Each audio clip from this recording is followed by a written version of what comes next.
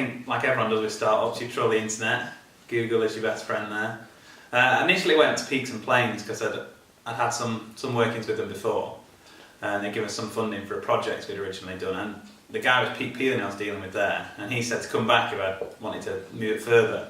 And when I went back to them, they'd stopped their programme and they passed me on to Enterprise in Macclesfield.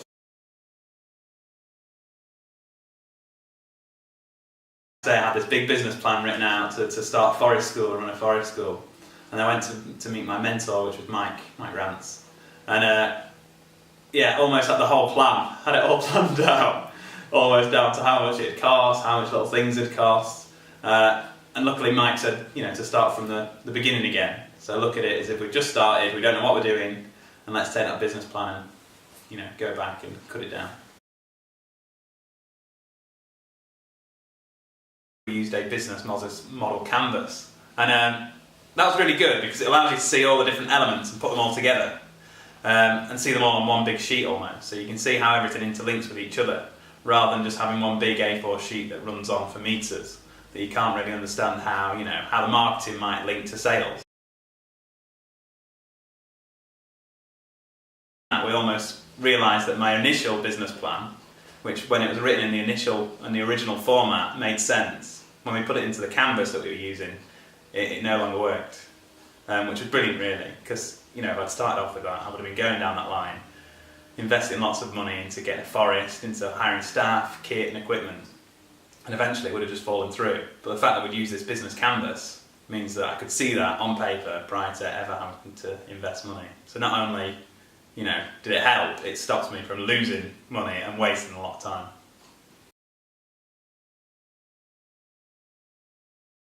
It was the personality, so the personable approach. So I could ring Mike up at almost any time, or send him an email almost any time, and then just drive over. And we'd sit down, we'd have coffee, potentially even make me lunch sometimes. And we'd have a really good chat, even before we started talking about business and ideas. But it was usually those chats would link in, and they'd link back to the actual ideas I was coming up with. So like I said, when I started off, I had a totally different idea, and it was only through those casual chats that we actually came to realise what the real idea could be, and the vision could be.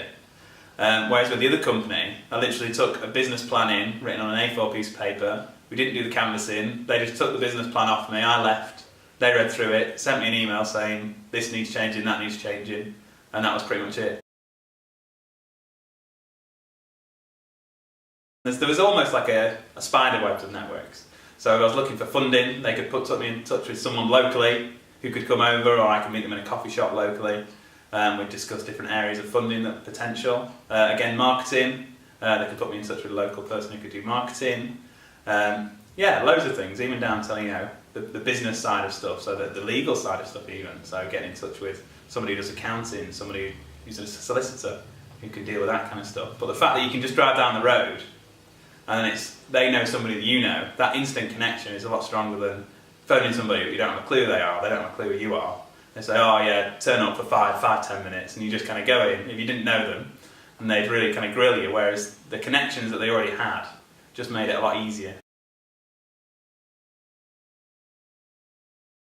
In December last year, so December 2016, we also released a wild food foraging guide called The Forager's Cookbook, which is a countryside guide to foraging, how to identify wild plants, how to safely identify them, so it tells you also poisonous lookalikes and details about them, and also has a couple of recipes for each, so you can make actual meals out of them, but also make things like these products, so you can make cordials, syrups, chutneys and jams.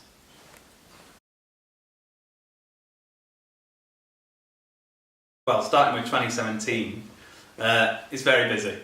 We're a lot more busy than I thought it could be. Originally, so from early last year, I'd proposed that I'd be doing one or two workshops a month, and I'd be selling about 40 products a month, maybe 50. But the reality of it now is that I'm fully booked all the way through till middle of November, so that's every weekend from March all the way through to middle of November is booked, so that's Friday, Saturday and Sunday, which is a crazy amount of courses.